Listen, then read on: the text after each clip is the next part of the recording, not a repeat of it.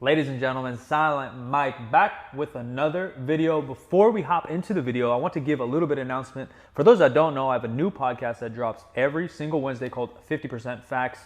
In each episode, we try to tackle one topic, one question, and in the first portion of the episode, me and Jim McD, my old-time podcast and partner, we explore it, we ask questions without doing any research.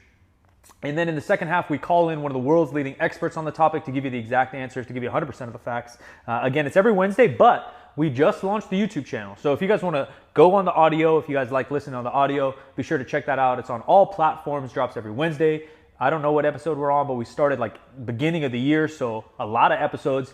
But the visuals are in. So my YouTube friends, link in the bio. Check it out, 50% Facts YouTube channel. All the updated stuff will be there, plus all the new ones coming. I'll really appreciate it. Today, we're going to dive into how to build some biceps.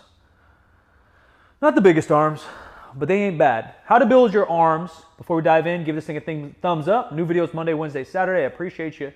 I really appreciate you, fam. We're killing it. You're killing it. The support is outrageous. Let's dive in.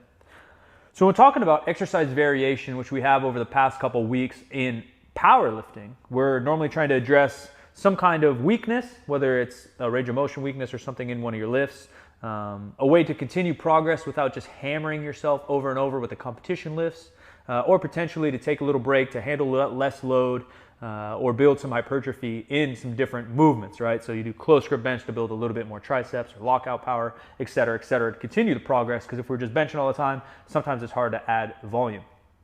When we're talking about bodybuilding, now I'm no bodybuilder, but your boy does lift some weights for a long time. And look, I'm not jacked.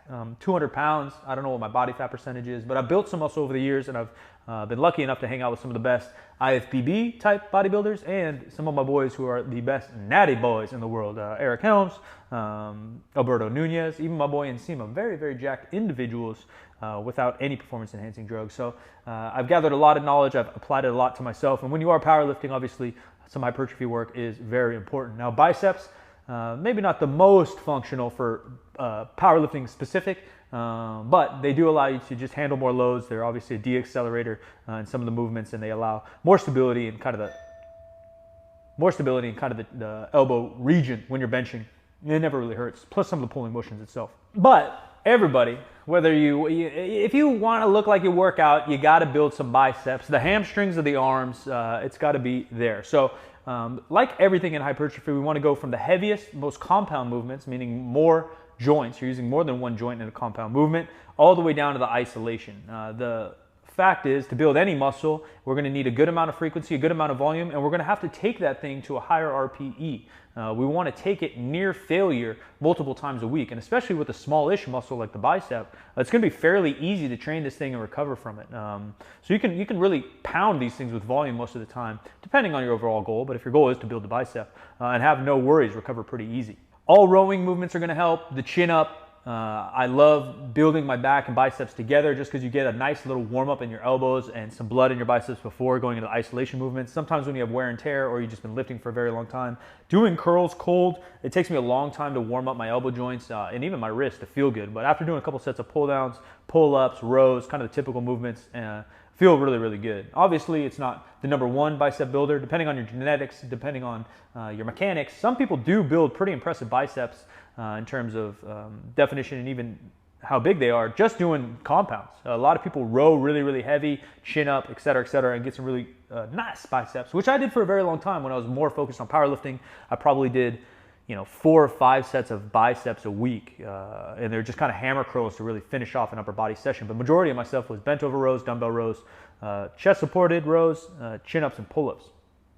But now that my goals are a little bit more balanced out, I want to kind of look good, feel good, move good, I put a lot more time into the biceps just because I enjoy it as well. So the 2 main movements we have to kind of get involved there are some kind of supination, right? Pulling our pinkies up, palm towards the sky. That's going to be one mover of the bicep itself. And then obviously the curl is the main isolation we're using. But 2 main types are having your elbow kind of in front of your body, something like a preacher curl or even a concentration curl on your leg. And then the other one would be elbows more at your hip. A lot of our musculature and kind of the mechanics of it make it simple enough that these exercises can be broken down that easy. Same with like the calves. You do a standing movement and you do a bent movement and you hit the majority of the angles you need on your calf muscles. Now, why do people, the IFBBs in particular, they get all these weird machines and cables and this exercise and it looks all special? The beauty of bodybuilding is you can get creative and do a bunch of variations in the lift. But the main goal isn't to focus on like a weakness or overload or something of that nature. The focus is, can you feel the bicep, and is it a healthy movement for you and how you're built? For some people, maybe the concentration curl, they just don't feel it in their bicep and they feel it in their shoulder. Then throw that one out. Go to a machine preacher, try a free weight preacher, try a cable preacher, whatever it might be. You can kind of mix those up until you find a group of lifts. And this goes for all hypertrophy work, really. You find a group of lifts that feel good mentally and physically. You can really feel that muscle working. And then you can focus on the overload, the working close to failure, really causing that sucker some fatigue and building volume and even strengthen those movements over time. For me, I'm pretty lucky. The bicep feels really good. I don't really enjoy barbell movements. One, because of the symmetry, but two, because it hurts my wrists and shoulders. I'm just not that mobile. So I stick to dumbbells and machines. And even when I do a machine or a cable, I like to do them one-handed. Just feels really good. I do a hammer curl. That's a great movement for me because it kind of emphasizes the strength stuff. It does work the brachialis and your grip a little bit, but it just feels good mentally and physically to handle some heavier loads. So 1 day a week, I'm handling heavier loads with a hammer curl and then lighter weights with a supinating preacher. I like to do it on a machine or even sometimes a preacher pad, but it depends on the pad. I like a little bit better angle. Today I didn't have one with the content you're seeing, but depending on the gym I'm at, I like to do that. And the other day, I either like to do a seated or standing, just supinating curl mixed in with a cable curl with my palms up already supinated. Frequency, overall volume, it will depend on how advanced you are, but again, if hypertrophy is your number one goal for your biceps, you might be able to hit those guys 3-4 times a week. Even potentially, shout out to my man Eric Helms, who trains kind of similar to me. We train kind of full body very often. Right now, because I'm taking a small break from weightlifting because I hurt my knee a little bit, just giving that thing room to breathe. I'm going back to a little bit more of a power lifting split, but I'm mostly just doing a push-pull with a little bit deadlifts involved. But otherwise, I was basically doing a full body where you kind of do one exercise or so per body part per day, and then the exercise vary in intensity. You know, you're not always maxing out heavy fives on squats. Some days you might do a single leg, sometimes it's body weight, whatever it might be. But the bicep, you could really hit 2 to 3 exercises, probably 3 or 4 times a week, depending on how advanced you are, varying those slightly, but keeping them the same on the days, if that makes sense. You don't want to just vary exercises for the sake of varying exercises. You want to keep a certain stack of exercises for a training block, maybe 4, 8, 12, maybe even more weeks if you're progressing in them. And so every Monday I'm doing the hammer curl, if that makes sense, and every Wednesday I'm doing the supinating preacher curl, etc., etc. And you want to keep those steady so that you continue to progress. How many sets? Again, it will depend on how advanced you are and how much volume you might need to grow. Personally, because I'm doing them more frequently and I am in a slight calorie deficit, I'm not looking to really blow up any kind of size. I do 1 to 3 really hard sets, grinding out a couple reps at the end. Again, go back to the other videos. We talked about kind of grinding out reps in maybe a power lift opposed to maybe grinding out reps in a weight lift, which you can't really do. But bodybuilding movements are very, very different.